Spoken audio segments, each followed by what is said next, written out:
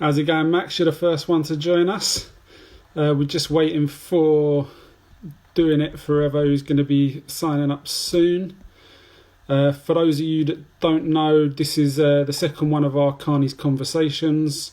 We're going to be doing these on a weekly basis, talking to people who are hopefully going to show some sort of inspiration to some of our participants and to everyone who's watching. Starting up now. He should be joining us any minute.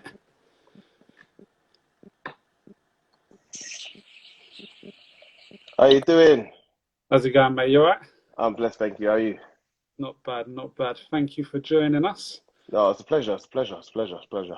So I was just explaining to everyone that at Carney's, what we're trying to do is set up this program called Carney's Conversations, where we're going to be talking to people that we know, people we work with, ex-participants, people who are helping out at Carney's, and just try and get a bit of inspiration and a bit of a background into what's been going on Yeah, for so them and how they've managed to get to where they're at now. sorry if it cuts out. People keep trying to ring me, so I'll be locking people off. That's cool. No problem. No problem. Right, so if we could get started. So, Booky, can you give us a bit of a background into your upbringing? Um, think about where to start. If I start, like as a child, like I grew up in a single parent household, but very different from other people's. As I grew up with my dad. My mum had depression, so I didn't grow up with my mum. To be honest with you, I'd never met my mum. So it's like a absent. I have an idea of who my mum is, to be honest. Um, and so I grew up with my dad, my brother, and my sister. It's still had a good childhood, still happy and whatnot.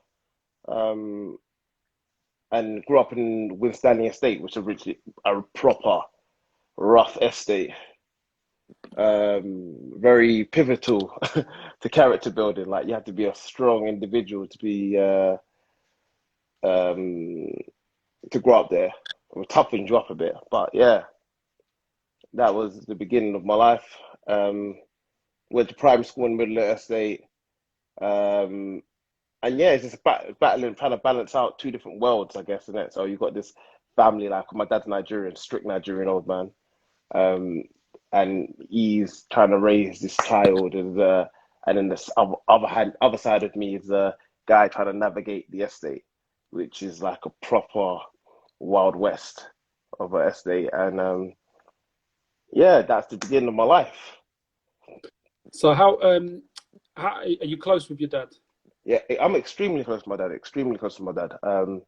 Great, he done a great job with me, to be honest. Like, I was a tough child to raise, like proper tough child to raise. Like, like when you think of a child doing everything you don't want your child to do, yeah, that was what me. Like, I was outside late, gangs, drugs, not taking them as such. That's a good thing. I would never like taking them, but like selling drugs and the other 9 yards as well. And yeah, that was my that was me. So you spoke about going primary school. Now, I know you've got a bit of a reputation for your academic achievements as well and being quite intelligent. So how did you find school? Because I'd say that knowing you and your peer group, you'd probably you were out of the ordinary when it came to academics. So academically, I had this thing from a young age. Yeah, my family, um, it was installed in me from a young age that our family is good at maths. Yeah. So I naturally took to my school books and decided I'm supposed to be super intelligent. And sometimes I was absolutely brilliant. Sometimes I wasn't as brilliant due to other things. But I enjoyed school. I enjoyed learning. I always have enjoyed learning. I still enjoy learning now. Yeah, I guess that was a very pivotal for me in growing up. Like very an integral part of my life, being able to go back to school and have this part of my life where I can study and learn new things and stuff like that. Yeah. Did you ever have any sort of were you ever chastised in any sort of way about your focus on education? So this is the craziest thing, yeah. So I went to a school called ADT. Now it's a City Technology College. The best. I remember when I was in year six, it was the best school in the borough. Like you couldn't get a better school. Like Yeah. yeah, get everyone's got to go ADT, go ADT, go ADT, and it was just to do like an aptitude test to get in there, and everyone was trying to get in there, like everyone. And I kind of said to myself, I'm getting to the school. I know I'm getting to the school. Like I didn't want to. I didn't apply for any other schools. I was so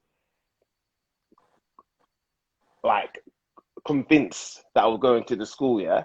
So I went to, anyway, I've done the test and I've got in. Like I'm the only person in my whole school, in my whole year, that got into the school, innit? So anyway, I'm in the school now, and obviously there's obviously I'm battling different I guess battling different arenas. So I do this for my GCSEs, yeah. I do the intermediate paper. I get a 98% in the paper. Yeah.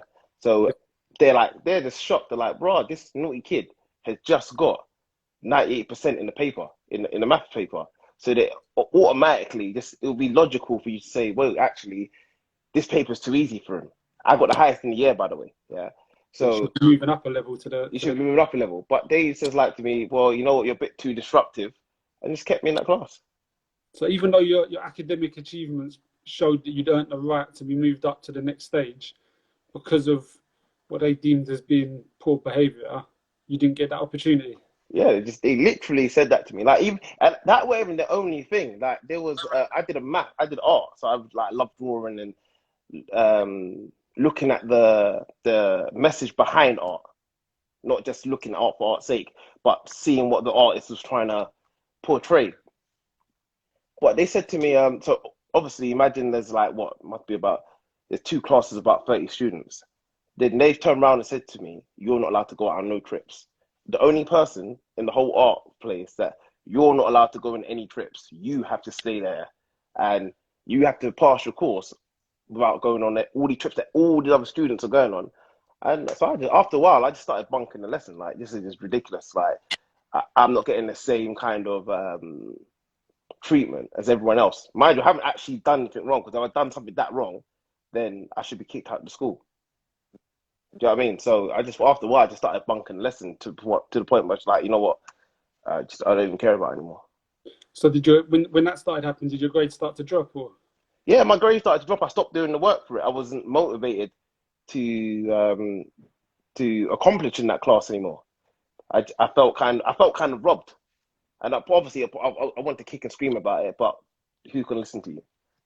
So I mean, it's interesting you say that because I think there's a lot of stats kind of showing what happens with young black males in schools, and it shows that at primary school they're achieving really well alongside all other peers from all other backgrounds and cultures. But as soon as it steps into secondary school, that's when the attainments start to drop. And there's a very strong school of thought that thinks that that's because they're being, well, essentially due to racism and them being stereotyped and looked at in a negative way. And if what you're telling me is that you were getting the right grades in order to be doing well and to be moving forward, but you were being held back because of what they deemed as you being poorly behaved or from a background maybe where they don't think you have the right to be doing well in education. You know what? I couldn't even say yeah, that it was necessarily as well that I was poorly behaved. That I wouldn't say I was always. Sometimes I was in something like victimized by the teacher. So someone else will be doing something not negative, and I could just be the person that laughs at it. Like I've always loved comedy, so I might be the individual just laughing, but then I'll be blamed for being a ringleader. For it. And I'll be like, well, why? I didn't do anything. I literally was just laughing. Do you know what I mean? So yeah, it came in many different forms of like I thought like and you know at the time I never saw it as like necessarily being uh racist, but I just knew I was being treated different from other students. Also, like even the feeling that I was being blamed for someone else's behavior, and I could again swear blind like it's not me. That was them. That what they did had nothing to do with me. I didn't tell them to do it. I didn't insinuate in no way or form for someone else to do what they did, but I was still getting blamed for it.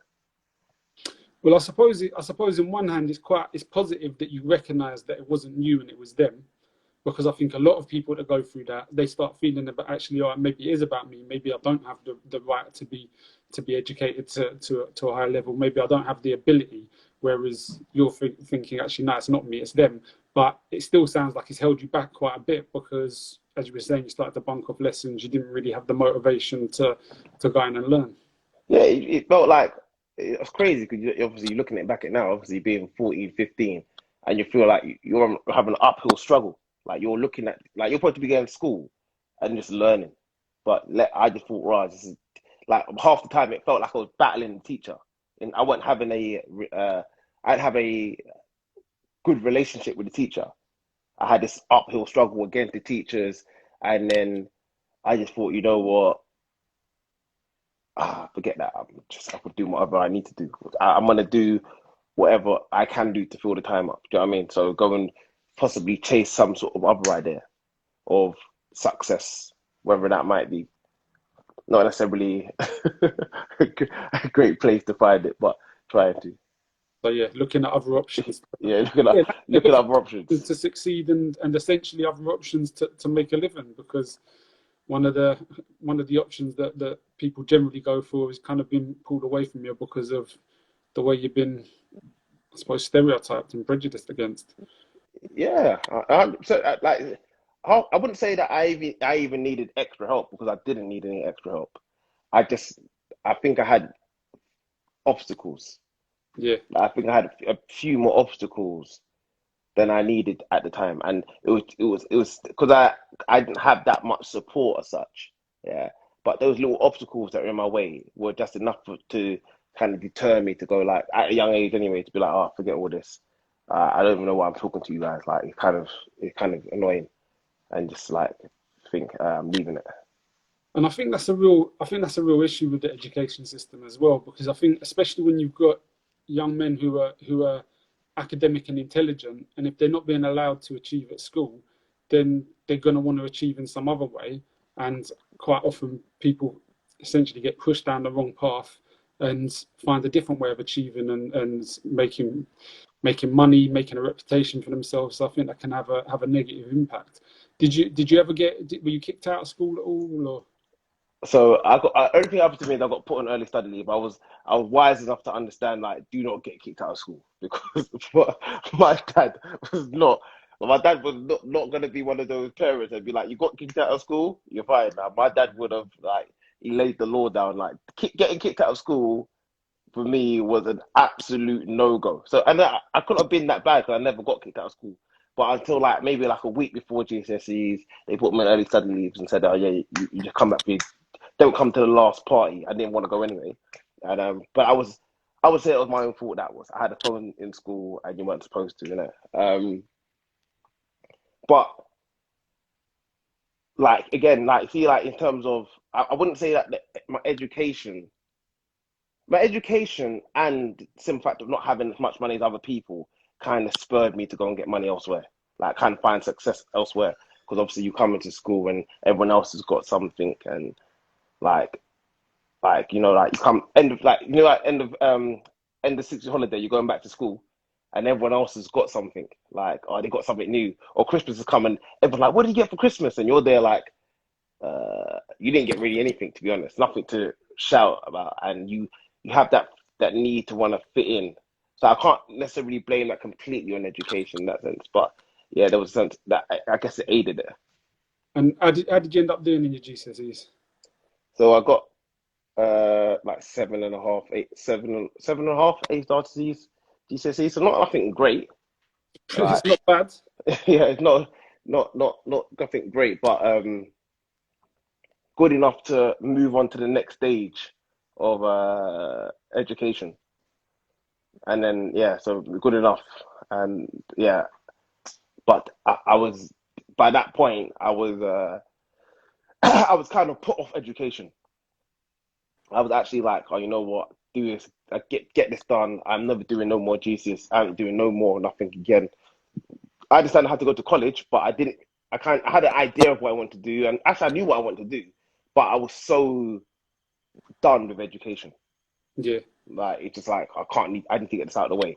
Like forget the next step. I know I got to do it, but it just felt like that just done 5 years of the longest fight in my life.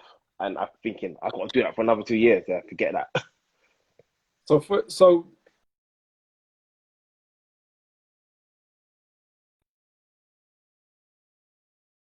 You've got AOL. that was me. Someone calling me. You've got to stop using the dongle, mate. You've got to stop using dongles. Get Wi-Fi. So yeah, what I was going to say, from that period that you kind of fell out of love with education, um, what? So you said you were pushed into doing it. Kind of, you found other ways of keeping yourself busy and achieving. Can you like expand on that a bit? What was you doing with your time? Yeah, this is gonna get a bit dark now. It's gonna get a bit dark. Can't So say it was a anything couple. from the trouble, but No, I'll be as real as I can. There was a couple of things. Obviously my dad was a hardworking man, like a proper hardworking man. So we got to getting around to getting to the last few parts of school, and I remember my dad used to give me school dinner money as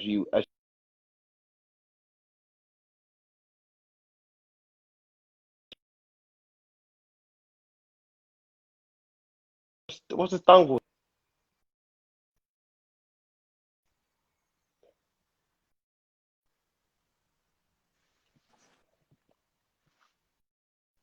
Yo,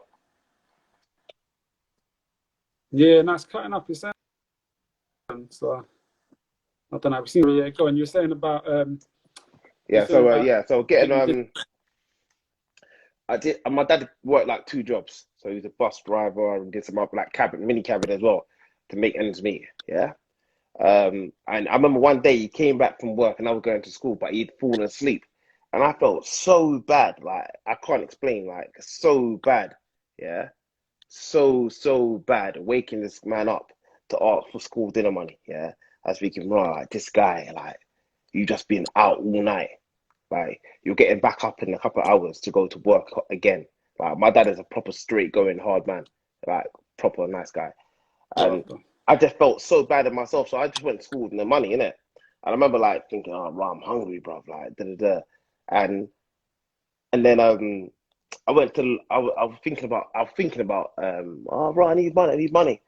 And then when I went to a youth club, and one of my mates walked in, yeah, with a wad full of money, like a proper big handful of money.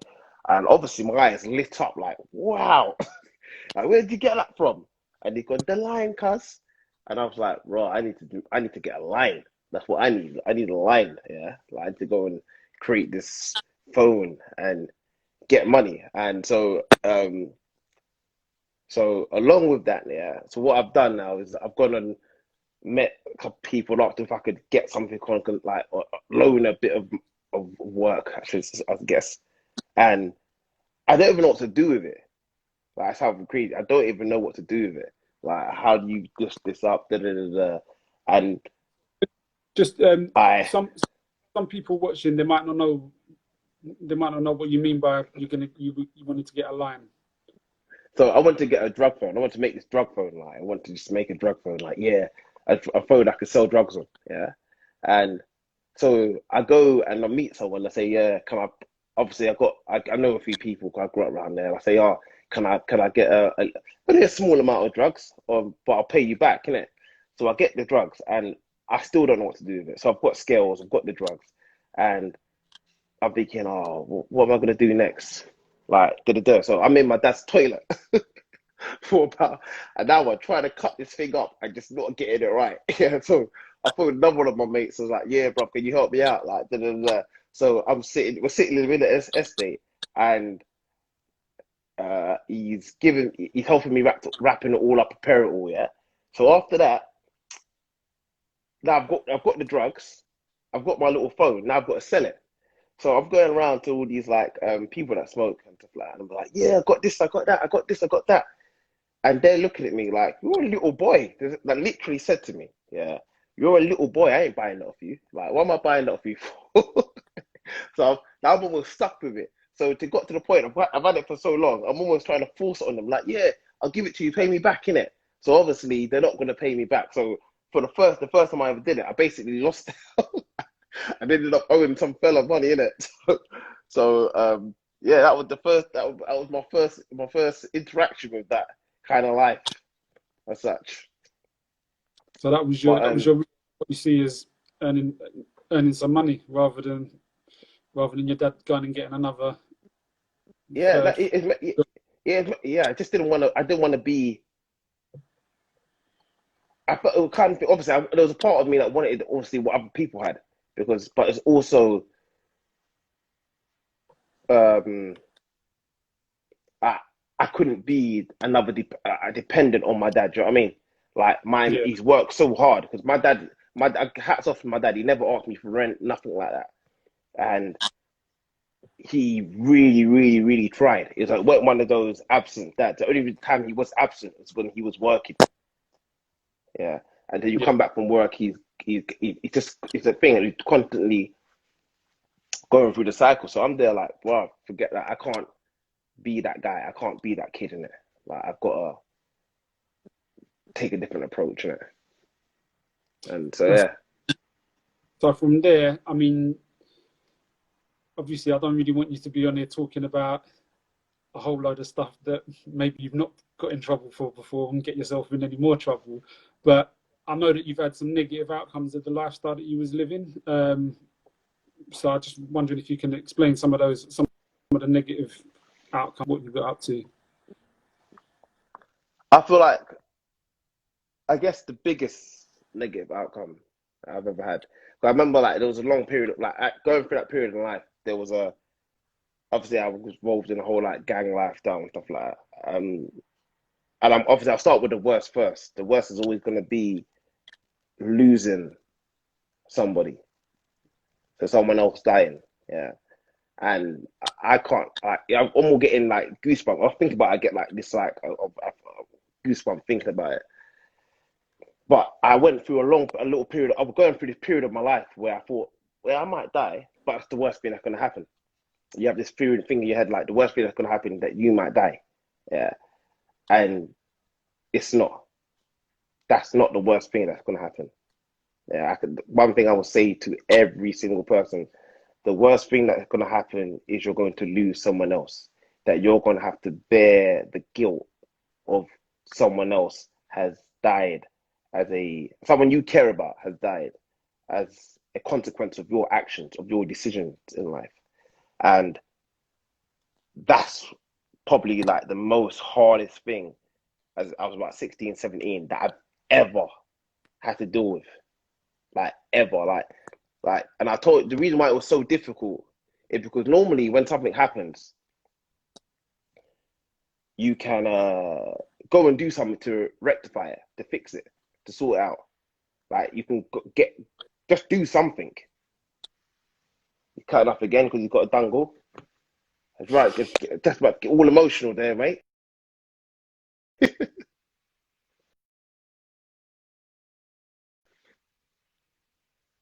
We're back. We're back. Sorry. Yeah, yeah. So What time yeah, to what time to preach for? yeah, no. So yeah, that was that. Like you can't rectify it. There's nothing you can do, no matter what you do. Like literally, there's nothing you can do to change what's happened. Like, and it is such, especially at a young age, it's such a tough cookie to swallow. Do you know what I mean? Like, it's so, like you're there and you're just like, wow. Like, I remember I couldn't believe it. I couldn't get my head around it at first. I was like, this has got to be a joke. Like, this has got to be a joke because I'd never grown up around it. I didn't know anyone that had passed. I heard of other people passing, like da da da da. But when it's like close to home, and I went to sleep that night thinking, I hope it's a joke, and I'm gonna get up in the morning and it's gonna be, oh yeah, he's all right, da da da da. But then I went to the middle of the estate afterwards, like the morning after, and it was the coldest place I've ever the coldest I've ever felt it. Like I come from a proper And community based area. how old were you around? Was this you around 15, About 16? 16 or 17. Yeah. Yeah, 16, 17. Like fully fully traumatized by that. Like it put me. I was in a dark place, innit? Well, I mean, just to not to interrupt too much, but um, just for the record, the person who you're talking about who passed, I think I know who it is, and his mum actually sent me an email yesterday saying about how proud she is of and you was one of the names as well. It's obviously No, it's a thank you, horrible man. thing to No, go through. It shows like what you're doing now is you're doing the best you can in his memory. So nah, like I'm getting not getting emotional. I'm not gonna cry, but nah, you like you see him especially. He's a brilliant child. He was a brilliant child, like really really brilliant child. Like education, physicality. Like he was a brilliant child. Yeah, so obviously that's why it's that much tougher because his mum's such a lovely woman, a godly woman, um, and his dad and his sister as well, and to have the understanding yeah, that you've taken you almost robbed them of that, yeah, of yeah, a brilliant child in some senses. I know I'm not direct. I didn't obviously ever directly or indirectly plan for that to happen, but yeah, yeah, man, that was a tough cookie. yeah. Mm, Not easy. And then yeah, moving on from there, you had a few more negatives. yeah. So yeah, after that, I go a bit AWOL. I do go AWOL. Like, I'm just an AWOL child. Um, I was always a bit like boisterous anyway. Yeah, like boisterous child. And I feel like my next, like I got stabbed and that. Like got into a load of like group gang fights and stuff. Like got stabbed, got bottled and stuff. All these other little bits and bobs. And that for me, well, I guess that was just like part of life for me. So it wasn't overly. It made me tougher. Every single one, like every little fight I had, always made me tougher. But I got to 18 and I'd never been to jail. So I was like, yes. Everyone was going to jail from I was about 15, 16. And I was thinking, yeah, I can't go to jail. Like I'm living my best life. That's perfect. And then I get to 18 years old. I'm sitting in my house waiting for Tickle Me. I'm waiting for Tickle Me to come to my house. So somebody just got to buy me Tickle Me. I'm thinking, yes. And or next I heard a doof doof doof on my door. So I'm thinking, wow, that person could never be banging my door like that. They got no manners. So I've opened the door and the police. I'm like, what do you lot want? Yeah. So they're like, you miss bail because on bail I've been by this time I've been nicked. I had a reputation with the police that was like ridiculous. I had a reputation in life, like a mad bad reputation by this time. Like, and what you know what I kind of missed the point. Like there was a point in my life where I wanted this reputation. Like it seemed it illuminated my future. Like yes, like have a name that everyone respected, that everyone feared as such, because that was going to open the door to making it for me. Because where you're from, it's those people with the respect that are able to command certain things. Anyway, but not to deviate from the story. Anyway, so they basically they say I missed bail. I say I didn't. Rah rah. I thought it was a misunderstanding, and they take me to court. But mind you, I haven't missed bail. Yeah, I'm ready going to court for what they said. Um, they're addressing anyway. Um, and the next day, I'm in jail. Like, but I've never been to jail before. I've heard all these jail stories, and I'm sitting. I remember the door bangs. Like the door bangs, and I sit on the edge of this cell bed, and I'm like, "Raw, you're in jail, bro." I'm just sitting there and I'm thinking, "Raw, this is mad. Like I'm in jail." So like I'm already thinking like, yeah, you heard all the jail stories. Like you got to fight your way to the top. I'm a confident fighter, but I'm thinking, yeah, you got to be fight ready. Don't let anyone mess with you. I'm psyching myself up.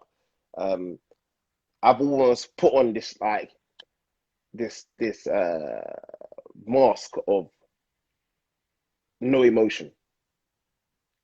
Like I'm buried. Every bit of emotion that I'm annoyed, I'm in jail. I've buried. The only thing that I'm thinking now is survival. Like make sure you survive this. Obviously, I've never been there before. You hear loads of stories, and I'm thinking there is no way in the world I am letting anyone take advantage of me. Yeah.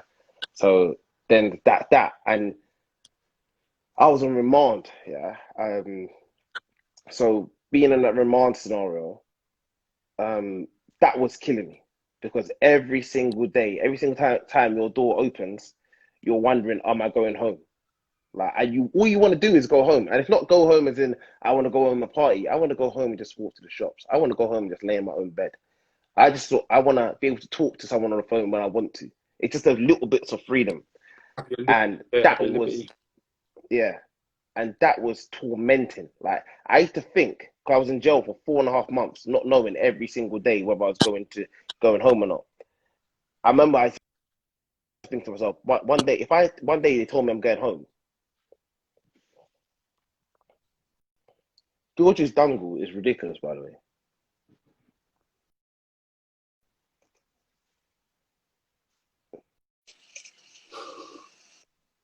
George, what's up with your dangle? Ah, man. I don't know. It's Wi-Fi. It's not. It's supposed.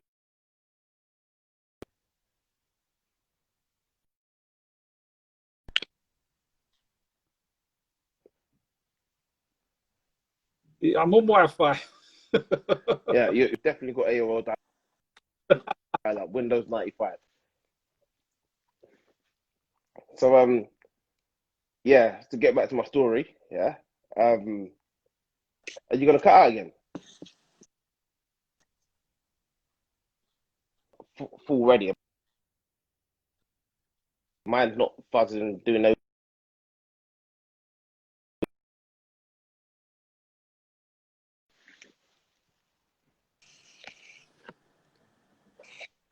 Right, I think it's gonna say What are you cutting up? Are you?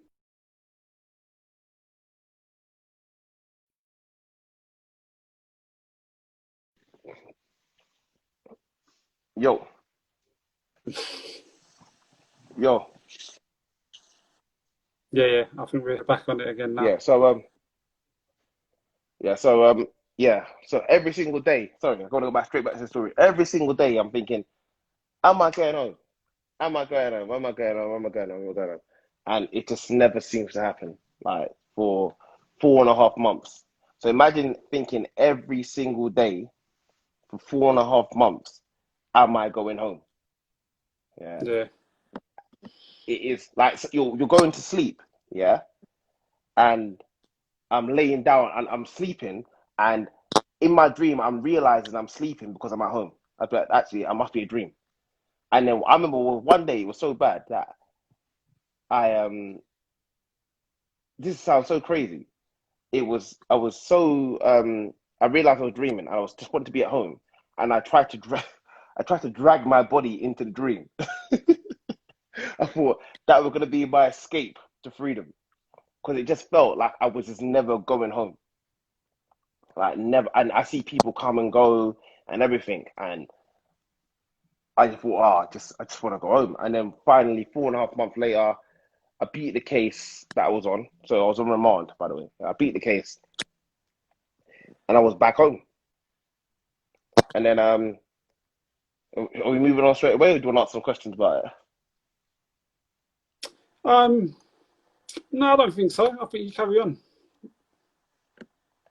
So yeah, so moving forward, I go to jail another 2 times. So one time I had a fight outside my club, like if you know my brother Sashmo or Thatch, they call him. Um, we get into a big fight, some stuff happens, and a year later he goes to jail straight away. He gets 11 years. I'm not going to talk about his story because it's not my story. I would rather him just talk about it. And where And we're gonna catch on soon. then I go to jail a year afterwards, and I get 10 months. Yeah, and again, this is another feeling that I get. I, I feel like I was robbed of my freedom because in this whole fight scenario, I haven't hit no one.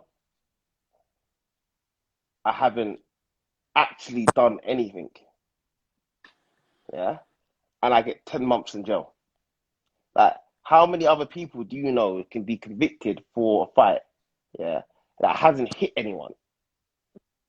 Yeah, and then get 10 months in jail. Well, yeah, for essentially not doing anything. That's Like, I'm sitting there thinking, raw, like, what's happening? Yeah, and then but I did that. Like, that was water for ducks back. To be honest with you, I did that. I went, got shipped around a bit. I was only there for. I think I was in there for 3 months all in all. But with the first time I spent Christmas and New Year's in jail, and Christmas wasn't even that bad, but New Year's was absolutely hell with the fireworks and just feel like I just want to go home, like da, da, da, da. But it wasn't the worst experience. Like, I came home, I had I was living my life, and then a year later after that, I go back to jail. But this time I go back to jail for a fight that I was across the road from. So they pull up to me, say my name like David. I'm like, yeah, what? They're like, you involved in the fight. I'm like, there's a dual carriageway. So if anyone knows Kingston Crown Court, there's a dual carriageway between outside the thing. I'm on the other side of the dual carriageway. Someone's having a fight on the other side. I know them. I realize I know them, but I'm on the other side of the road. They pull up and they strip search me, and then they charge. I'm thinking that you're gonna let me go after everything. They charge me with being involved in the fight. So I'm in jail for 2.5 months. Now, what they've done, like, again, I'm for reminded two it. and Yeah. a half months. Yeah. So I'm there like, raw. Like, I'm back in jail. Remember, every time someone leaves jail, you go, I'm never going back here. I'm never getting back there. I'm never getting back there. So I'm back in jail. But this time, whilst I'm in jail, like, my outside life takes a real turn for the worse. Yeah. So whilst I'm in jail, the police go to raid my house that where I lived, and they never secured my property properly. Secured the property properly, and people go and burgle everything.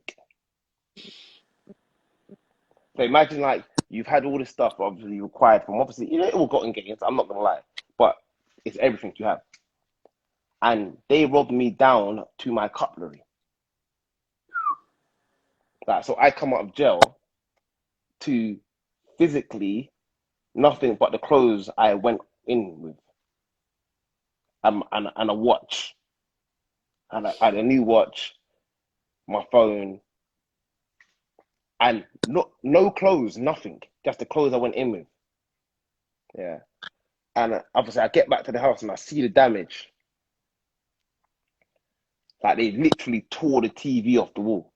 Yeah, and that sets in motion another chain of events, which is mad. Like, that sets another chain of emotion. Like, I turn, obviously, I've gone, like, the only thing I think, obviously, I come from a world as well, there, obviously, police know, like, you know what you've done, but they're not just neither here or there. They ain't bothered. It's not theirs. I ain't gonna. I come from a world where I'm not gonna call the police for anything. Yeah, yeah. Like, so my only thing now is to go and sort out myself. So I'm going around and I'm going to people's houses. This is Christmas now, by the way. I have to go to people's houses on Christmas, and I'm trying to get my stuff back because But I did you don't. think? Did you think it was someone you knew, or So I lived in Kent at the moment, so it weren't a very big area. Yeah, so it had to be local people, and I was getting, again, I get being a bit rough with people, but it's what I had to do to get my stuff back. Like, I had to go and put the elbow grease in to go and get my stuff back, and I was doing some crazy stuff. So imagine I'd moved from London. to get away from this like whole I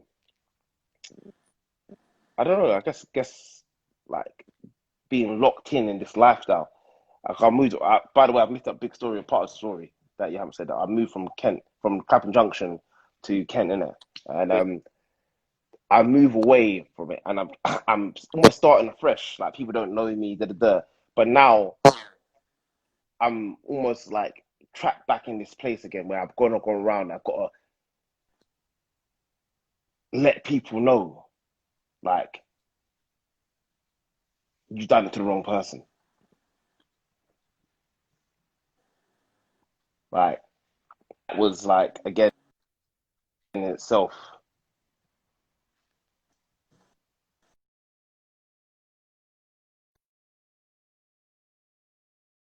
cutting up. Oh, It's look, we just like lost you just what the again, story. Booky. Like you lost yourself, mate. I was there all the time. We lose you.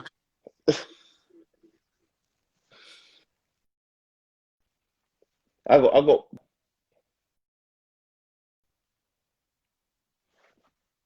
Yo, George.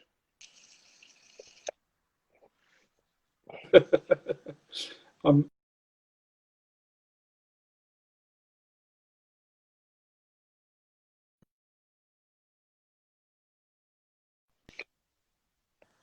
Yo, can you hear me? right, You're back now, mate. I think we're back now. Um, right, so when before we come, you was talking about being in Kent and then you getting burgled and kind of being thrust back into that life. Now, um, something else happened in Kent as well. Yeah, I so think it was yeah. So I get thrust back into this life. Obviously, people start adopting like everyone loves a hard guy, innit? Yeah, and I start like developing loads of new friends and blah de blah, and um, so imagine weirdly, I go to a house. I go to a house. My mates, obviously, I have loads of different type of mates, and I go and knock on the door. Cut a long story short, yeah, and the door opens, and there's a gun facing me, a shotgun. Like it's just a shotgun in my face. Imagine a door opens, there's a shotgun in your face, and I'm thinking you've got no real reason to shoot me. Yeah, so I don't think you're actually going to do it. Yeah, and then I hear bow, and I feel a thud in my like. I move my head, so I move my head, but as I move my head, my shoulder comes up in it, and I hear bow. I'm thinking, rah, like, did you actually just shoot me? Yeah, and of course, a shotgun, and you've watched how many movies have you watched? Like, someone gets hit with a shotgun and they go flying. Yeah, so I'm there like, raw, like, bruh, did you just blow a hole through me? I'm laughing about it now, but I'm looking at it and thinking, bro, did you just blow a hole through me for, and another thing, for no reason? Yeah. So I think in my brain playing tricks with me because I'm looking back now because it feels like my arm's straight. No, it feels like my arm's bent, but my arm's completely straight, like dead straight. So I'm looking back over my shoulder, like, well, is there a hole through me? But there's nothing out the back, and my top is shredded, and this is all happened in a split second. Yeah, so I'm thinking, oh, bro, you better run. Like you've just been shot. Like you might get shot again. Yeah. So I duck off back to the van. Yeah, that I'm at, and yeah, the second part of the story gets even like more dramatic. So I get back to the van with my mates. I'm like, bruh, I just got shot. They're like, it's 10 o'clock in the morning, by the way. Yeah. And my mates are like, what? You're joking around. I'm like, no, I'm laughing though. Innit? I said, bruv, I just been shot. Like, he said, who shot you? I said, I don't know, I just got shot. Like, I literally just got shot. Then they see that my top shredded. I'm like, look. So I So we jump in the car. We jump in the car and we drive to the hospital. Um, my mate, my mate stopping at every red light. So I'm like, bro, we ain't got time for all of that. We need to get there. Because the pain at first wasn't that bad, yeah. But But once the edge it's goes, yeah, like it's getting worse and worse and worse. But I by my neck, I'm beginning to feel like I can't breathe, innit? But we get to the hospital and I give my mates my phone to say, look, you lot can't come in with me because if you come with me, um, there's going to be questions. you're gonna get arrested, yeah. So and again, this is me. No, this I have this knowledge from having to happening to other people. So I Yeah. give them my stuff and they go about, and then I walk to the hospital and um, I put my. I see a woman. I remember exactly what she's doing. She's a woman in the ambulance. She's sitting there. She got her aviators on. I'm thinking, what? You can't see me in pain? So I walk up to her. I walk all the way to the ambulance. Like she's staring at me the whole time. Yeah. So I get to the ambulance and she says, "You all right?" I said, "I've just been shot." Yeah. She like that now. Shades come off. She jumps out. She walks me into the hospital, but then she puts me into a wheelchair in the hospital and wheels me back out. I'm like, no, no, no, no, no. I need to go back. But she said, no, I need to give you some oxygen from the ambulance. Like, da, da, da. I was like, yeah, but do it in there. I need some morphine right now. I need some painkillers because by this time the painkillers are kicking off. Like the pain's kicking in. Yeah. So they wheel me in there now, and they're still not giving me no morphine. They're saying we can't give you no morphine. We need to make sure you're not allergic. I'm saying I know I'm not allergic to none of that stuff. Just give it to me. Yeah. So they say no, no, no, no. What's your name? And I knew straight away. I had this feeling straight away after they said that if you say your name, it's gonna go all pear shaped. Yeah. Yeah. So I'm sitting there. I'm saying I don't want to give you my name. They're like, why? It's like because I say you my name, and you're gonna be like, yeah, it's everything gonna change. Everything's gonna change. So like, no, it won't. It won't. It won't. It won't. So, but because it's almost like they're punishing me for not saying my name because they're not giving me morphine the whole time. I'm not saying my name. They're saying we need to bring up the records. Blah, blah, blah, blah. So I get in so much pain. Like my body's going to shock by now as well. Yeah. So I didn't know what shock was. You know, you watch it in movies like the body going into shock. My body started shaking by itself. Like I'm there like, whoa, what's happening? So anyway, I say my name. Yeah. They bang the morphine inside me, yeah, and I pass out. Like just, I'm out of it. I come back around. There's the police officers that were with me at first have completely changed.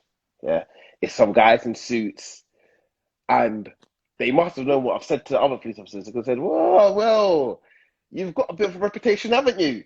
Yeah, I'm like, "What? What?" They're like, "Yeah, you got a bit of a reputation. What's this? What's it? Gang related? Was it from London? Like, what's this all about?" Yeah, like I'm thinking, bro, like you lot said to me it wasn't going to change. So they're like, yeah, so yeah, yeah, what's it to do with? What's it to do with? What's it to do with? So I'm just there, I'm shaking my head, but I'm still at pain. I'm just not really interacting with them. They're like, yeah, we just want to swab you down. I'm like, swab me down for what? They're like, for gunpowder. I'm like, I didn't shoot myself, so why do you need to swab me for? Yeah. So now they swab me down for gunpowder. They raid my house. So they go and kick my door off, armed feds. I'm saying I Because you didn't were get the shot in victim of my a house. shoot. I, Yeah. yeah, because I was yeah, I was like, I'm the victim. I'm saying I'm the victim here. Yeah. Um. You can hear me, Joshua? Yeah. You can hear me? Right, I think we're, yeah, I can hear you. I can hear you. Yeah. I'm So wary that I'm wary we've only got about 10 minutes left. And so once you've spoken about this, I want you to talk about stuff that's happened since then, some of the more positive things that you've been doing. yeah, it's just end the story. That but the story anyway. So they raid my house, blah de blah de blah, and basically like they treat me like I'm almost the shooter. They treat me like I'm the shooter, and I'm thinking, well, I don't know how you got that, but yeah, like anything I've done in the past is supposed to be in the past, isn't it? Yeah. I didn't Yeah. get shot nowhere near London, so forth. But yeah, they don't treat me very well, and that's the end of that. Then you know what? Getting shot was kind of a blessing because up until that point, had this idea I want to be a boxer, and I kind of neglected my education and all the other stuff. And so the girl I was seeing at the time, my sister said to me, "Oh, since you can't be a boxer now, what are you gonna do?" But this is as soon as I come up out of hospital. I'm thinking, right, that's proper insensitive. Yeah. Like, I'm there like, why would you even say that? I need to get my head around, um, like, I've been shot first, and you're telling me basically my whole future that I've planned out about like being a boxer and you taking that away from me. Like you're telling me, yeah, forget that.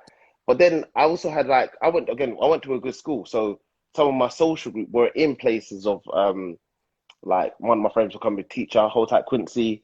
Another friend was doing a like electrician. Another friend becoming an architect, and it made me. And I remember like for a little while I was working in a football agency, whole type AD Ward, Megahead, Raheem Sterling's agent. I was working alongside him. He took me under his wing, should I say?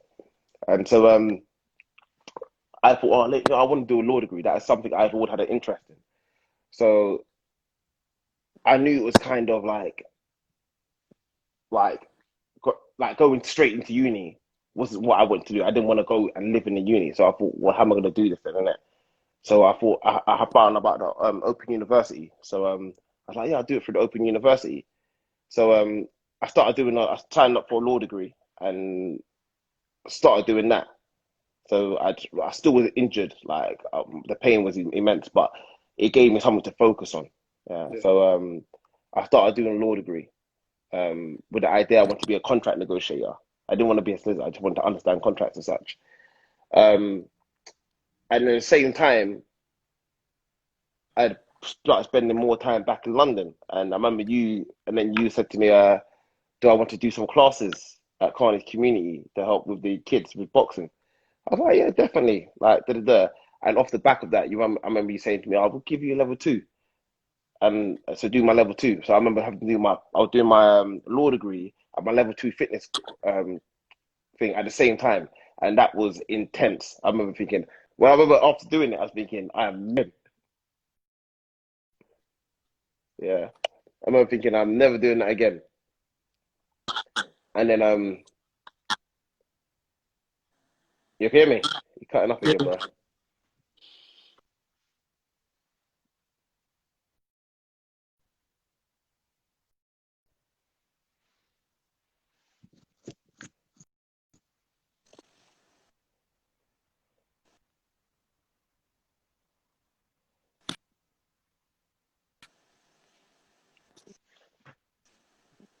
George, this dongle was Yeah. Yeah. ridiculous, man. I think. Come on. Stop with the dongle. I ain't got no All, dongle. all that nice wallpaper, you couldn't buy.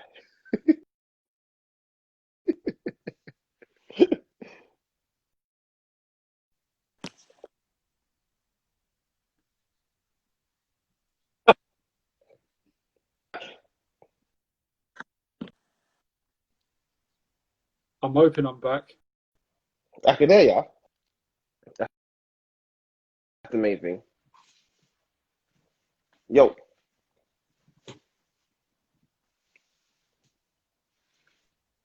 Yeah. Yeah. I can hear you. yeah, so, So yeah, you was.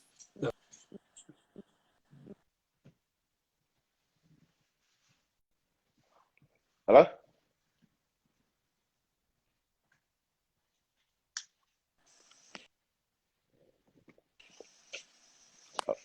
George.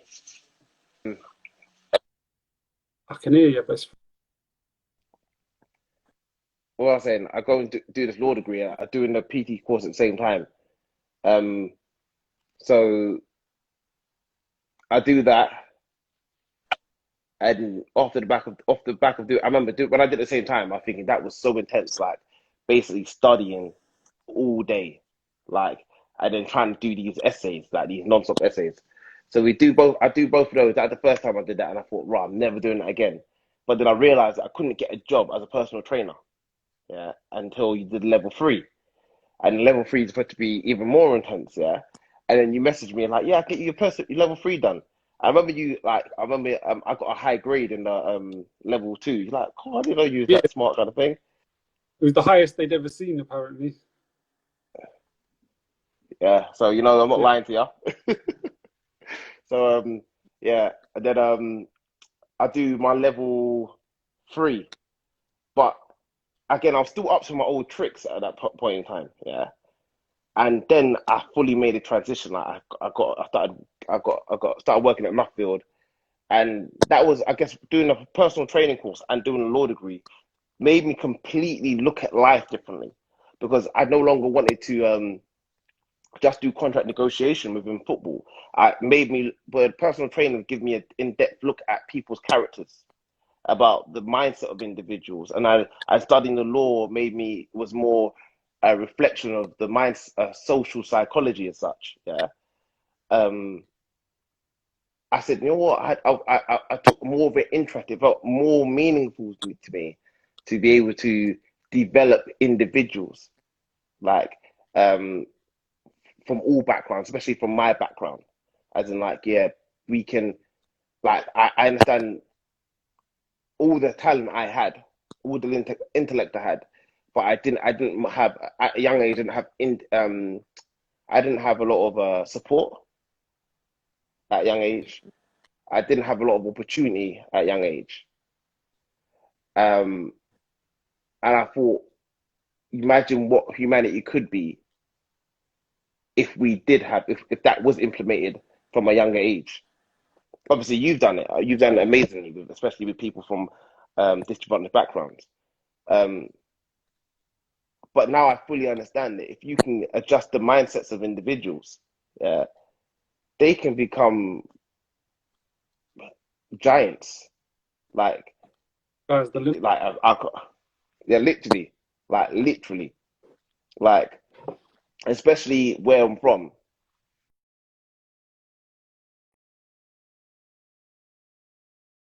because of scenarios they're put in that have nothing to do with them.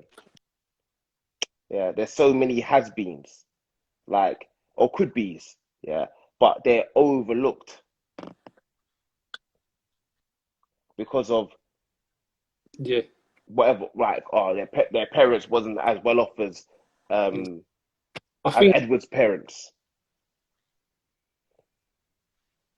and yeah, so they, sorry,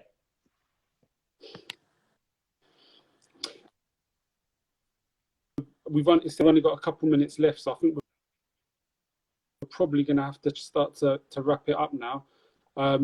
I had a couple of things. So we've had a few people making comment directly. Then I can talk to them about how.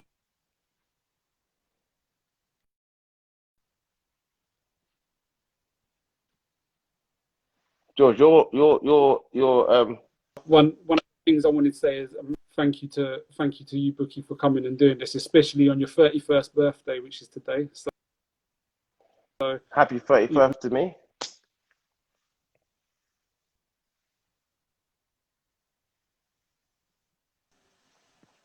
right, are you back now? You're cutting up. I Booky? just don't. I feel like, yeah, yeah, I can hear you. Can you hear me? Yeah, I can hear you now. Yeah, Yeah, no, I it seems like they don't want us to leave. big thanks to you,